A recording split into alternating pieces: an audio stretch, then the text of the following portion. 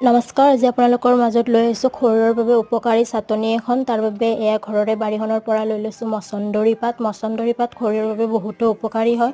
গৰমৰ দিনত সকলোৰে প্ৰায় পেটবোৰ বেয়া হৈ থাকে। মচন্দৰী পাত পেটৰ অসুখৰ বাবে বহুত ভাল হয়। আৰু এয়া লৈ লৈছোঁ টেঙামৰা শাক। টেঙামৰা শাকো পেটৰ কাৰণে বহুত ভাল হয়।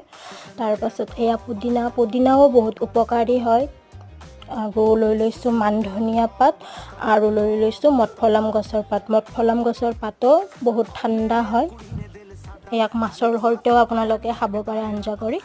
আৰু এয়া লৈ লৈছোঁ এতিয়া গোটেইখিনি পাত ভালদৰে ধুই লৈ ইয়াতে 2 ফটামান ৰহুন 3-4টামান জলকীয়া লৈ লৈছোঁ। এইখিনি এতিয়া অকণমান পিচি লৈ ইয়াতে এতিয়া প্ৰয়োজন অনুসৰি নিমখখিনি দি লৈ এইখিনি ভালদৰে মিহিকৈ বটি লৈ ল'ব লাগিব। আপোনালোকে এনেদৰে গৰমৰ দিনত এইখন চাটনি খাব পাৰে। পেটৰ কাৰণে বহুত উপকাৰী হয়। আৰু এয়া এতিয়া আমাৰ ঔষধি গুণেৰে ভৰপূৰ চাটনি।